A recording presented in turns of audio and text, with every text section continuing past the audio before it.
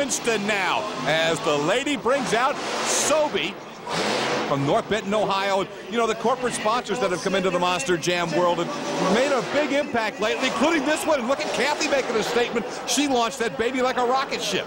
You know, here's the thing about Kathy. This is a family affair. Her husband is the crew chief. He keeps this thing going, and Kathy's job is to go out and impress the world. It's stuck, Joe.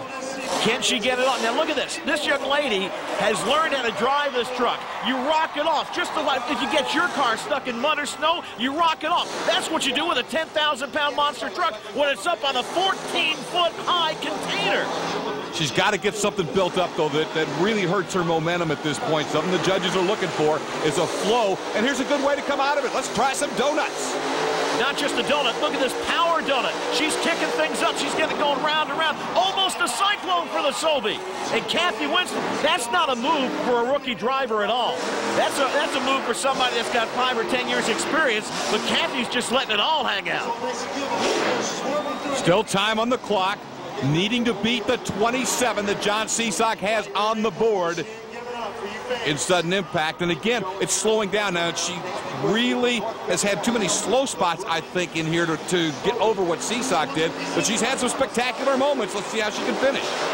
You know, it's spectacular moments are wonderful, but trying to keep that momentum going. I think she got a little rattled right at the very beginning. It sort of messed up her routine, and now this recovery just is not going the way Kathy wants. She's looking for something to do, something to impress the crowd and the judges, and right now, unfortunately, she just is not finding that, Scott. There's no way to explain to a driver like Kathy Winston, who has never competed at the World Finals before, what kind of obstacles they bring out for freestyle. But she's taking out a big one right there, and look at the crowd get up. They love it. She must have heard you. She says, all right, let me show you what I can do.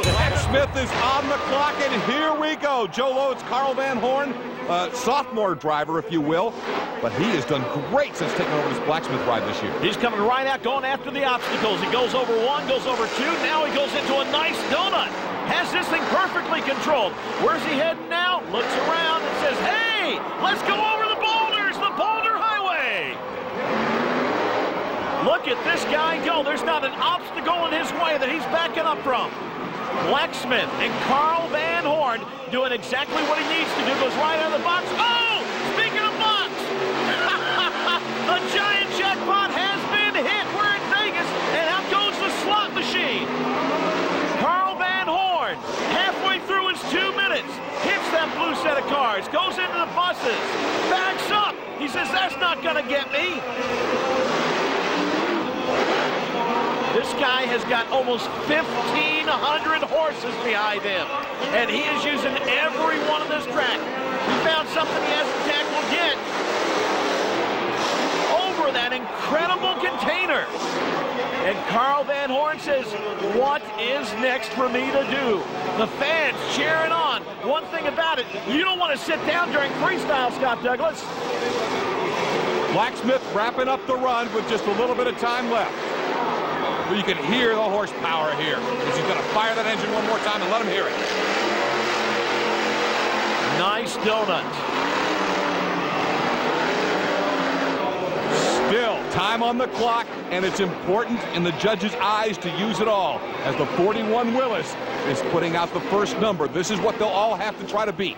You have to wonder, does the first guy have a little bit of an advantage because nobody else knows what's going on? Scott, what are we seeing here? Seeing a lot of smoke out of the Blacksmith. And that may put an end to the run a little bit prematurely, but all in all, John Cisak brings out the sudden impact Ford from Frackville, Pennsylvania, one of the big horsepower Fords. And you know, here when we're talking freestyle, the horsepower is great as far as hearing it, feeling it, but you got to start doing this kind of stuff. You got to get this crowd excited. Scott, his hands are off the steering wheel. He was holding them out the window. Now, John has patented that move along with a couple of others. He's been here before. He knows what it takes to get the crowd fired up, and he's doing it right now. Oh, nosedives! Beautiful. beautiful. Now, these are some unique moves that will impact with the judges. Seasock knows what he has to do, and that's to outdo what Carl Van Horn just did. It goes right to the Ford logo and does another donut. I know that kamikaze run still has me shuddering. That was incredible. Those donuts are very, very good. And John, on this very, very hard track, really has taken his life in his hands on that thing in this truck. Now, Seasock is, among the other competitors, one of the most popular guys out here.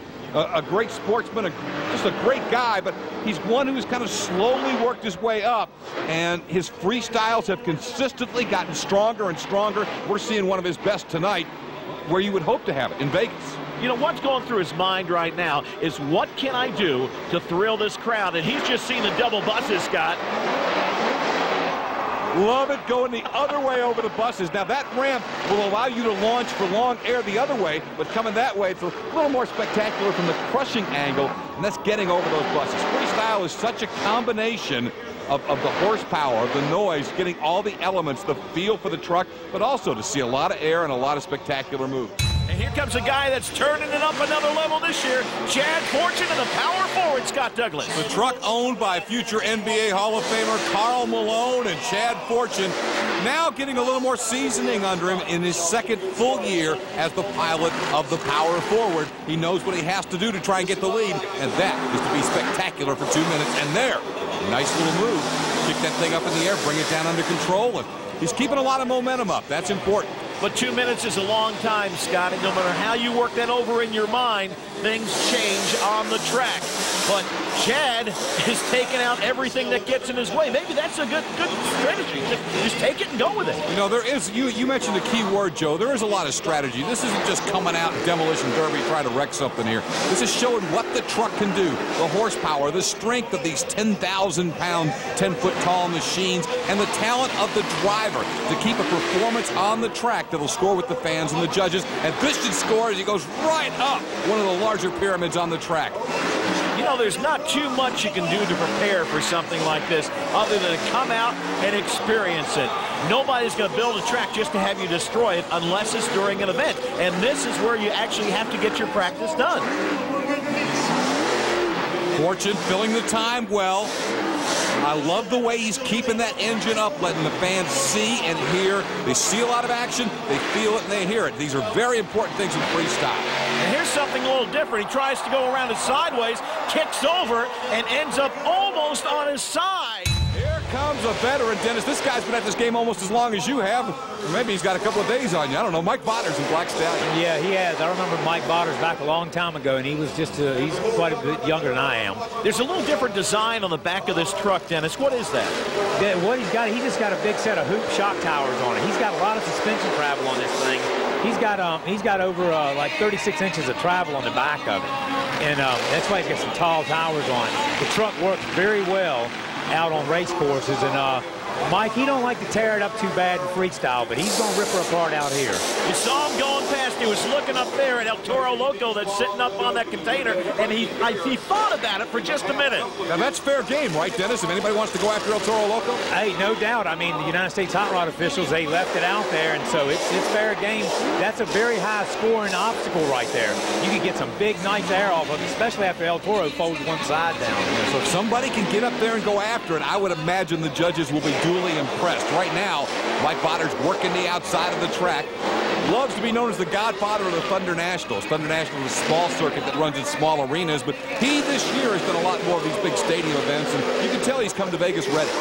Yeah, he has.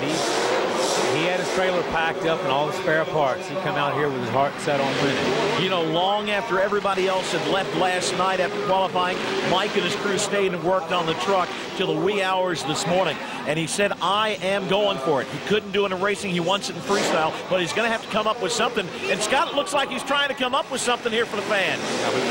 The judges are told that if you back up without it being a part of a move, that's a deduction. So that actually cost Mike. There's something wrong, Dennis. He's just not doing anything right now. Yeah, well, I don't know. I think he got kind of fumbled up there. We're just going to do a reverse deal, but as transmission slips in reverse, he's going to try to eat this rock pile up. He might get himself in trouble here. He tried to go sideways. It's not designed to go that way. He did get across it.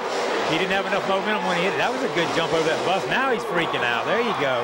He just went sideways across the whole track. It's Madusa, and Madusa has elevated her game this year. Just a few weeks previously, she won a freestyle against a lineup a little bit similar to this one tonight in Jacksonville, Florida. And I tell you, Madusa has been here before. She has done some incredible runs in freestyle. Dennis Anderson, she studied under you. What are her weaknesses? What are her strengths? Well, right now, I think she wants to keep her cool. She wants to get a little pace going on because she don't want to trash her truck out. She needs to run some of the time out and hunt around for something spectacular to do. You know, for your grand finale, she'll ride around and hit some of these jumps. And if she finds something big to pick on, I told her to nail it at the end and just go for broke. This is a lady with no fear, I will tell you that. She's going to go right for the rock pile. And that's a tough jump right there. Yeah, it is. She got a little side slap. Then you can see her sway bars tweaked a little bit. That's why she's got a little chassis roll on one side. She's driving a little conservative right now. I think she's afraid she's going to tear up something too soon. Well, we've talked about it leading up to this point. You want to fill the clock, and everybody knows it. Oh, I know it, and that's hard to do because when you get out there, the 2 minutes feels like a long time for a 2-minute freestyle. Now that really does. Oh, but two wheels, ride it out. Nicely done. I was about to say that really didn't help her. One of the problems, Dennis, late in the lineup is when you go to a jump like she just did, the fact that she didn't air it out like Koehler did earlier actually cost her. Right. I think she's got a rear steer problem. Maybe she just flipped her switch off there for a minute or hit her switch accidentally. The experience of that save was pretty obvious, too. That's something she wouldn't have been able to do a year or so ago. That's right. And she's got some seat time going on. She's trying to really use her head this year at the World Finals. She's done very well in racing. So if she hangs in here on the freestyle, she's doing a good job. That's good. Ride that. Nice power wheelie. That's excellent. We haven't seen that from anyone. Dennis, let me back up a sheet. Whoa! I'll tell you, the World Finals, they keep coming. Here comes a former Gravedigger driver, Dennis. Now he's got his own identity with the built Ford Tough Blue Thunder, and that is Lyle Hancock. I tell you, he's coming out stepping pretty fast there, look like. He's got a good roll going on. Now, Lyle has given us some incredible moments in the past at World Finals. This year, though, he's got something to prove. Madusa beat him in racing. Oh, I know it. He's already out here with a little attitude. Well, he doesn't need much for attitude. This guy's spectacular, and he didn't really have a whole lot of momentum. He's in trouble. What's wrong? His rear steer. He's lost something on his rear steer. See how it's just locked to one side? That's a pain. You can't do nothing. Everything you do, you have to make right-hand turns now. And it looks like he's bird dogging on purpose, but that's not it. He will not correct. Right. And see, and there's two things it could be. He could have blown a rear steer cylinder. He could have electrical problem with the rear steer. I think he's got a hydraulic cylinder blown. It looks like it may have freed up. No, it's still locked. Okay. Yeah, I thought I saw him move the other way, but no, you're right. It will. Sometimes if it's got a blown cylinder, it'll glance back the other way. But an experienced driver can take something like this and still run, and that's what you're seeing. This is a desperation run here for Lyle Hancock because he knows he has problems, but the experience is helping him hang on, and really the crowd is getting to see a great freestyle. Right. Yeah. See, his back wheels did come back straight. Yeah. He had an electrical problem. Yeah, so it freed up then. Yeah. Well, he wasn't going to stop anyway, Dennis, and that's the same mentality that you've got. I mean, he wasn't going to stop. Oh, I know it, no doubt. I mean, that's why he kept making everything going to the right. Here you go. He's going to get a bad donut going on here. Donut time. Oh, yeah. This is Cyclone Donut. Look at this. He's going to hang it in there. Right up. Well, the next to try and knock him off the top spot will be Lupe Sosa. Dennis Anderson is rejoining me on the set as El Toro Loco comes out. Dennis, the judging's subjective. I guarantee you there are a lot of people here who would make the case that Sudden Impact should still be the leader. Nonetheless, it's the scores that count. Power Forward's on top right now. Well, I know. I kind of agree with you there, Scott. If he done a spectacular move, it was his last little deal that he done. But hey, he's in the hot seat, so we got to deal with it. Lupe's out here. He's going to try to earn that hot seat. Lupe's a good driver. He's usually doing little stadium races. He's like a pogo monster. But if he'll pull off something spectacular, he'll knock him out of that hot seat pretty easy. There you go. That does not look like a pogo monster move to me, Dennis. It looked like a bull that time, didn't it? He was roaring through that thing. Lost the front clip off the truck. Who cares? I know that. Who cares? He can see a lot better now. It's kind of like having a new truck. I already got a scratch on it, so what if we tear it up? The big bull from Corpus Christi, Texas, Lupe Sosa and El Toro Loco. Needs to pick up the pace, I think, Dennis, just a little bit. I mean, yeah, he's had some nice moves early, but he's got to pick that pace up. He does. He's just he's trying to reserve himself. He don't want to go out here probably, and he's kind of riding around getting his mission together too. You know, just checking out all of his jumps, and he'll come back and do something spectacular maybe. That's how I'd be thinking about it. But a lot of times I'd jump out there and I'd fall on my face first thing. So he went to the big jump there, but he didn't get a lot of air. I think if you're going to take that big jump, somebody's going to have to back up and get a lot of momentum. Yeah, they are. I was kind of disappointed in that big long jump. Whoa! Now there you go. Over. Come on, baby. Yeah. There you go. That's spectacular. Fire him up. Let him go. Fire him up.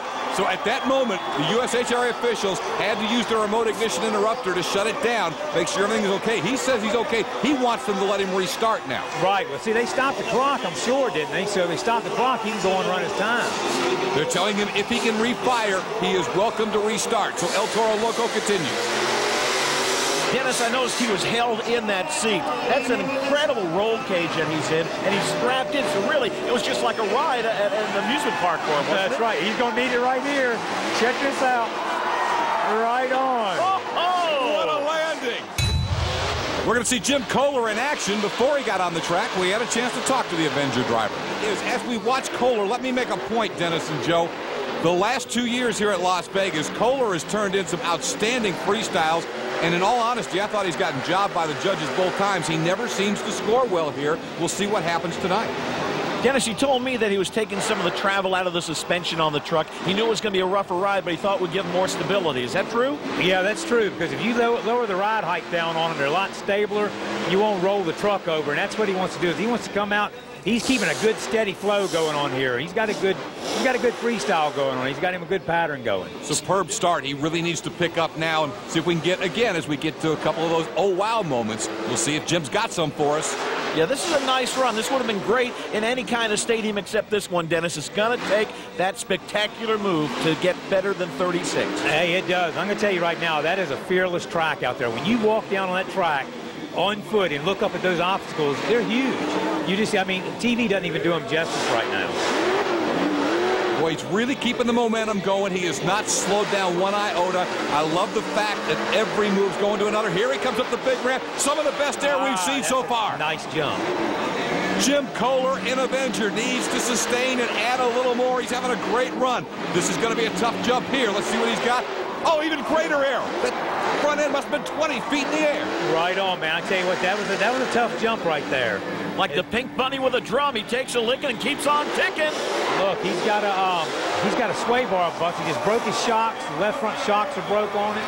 Knocked his door off. He's got a tire down too, Dennis. Yes, he does. He knocked his rear tire off. I tell you right now, he's earning his keep.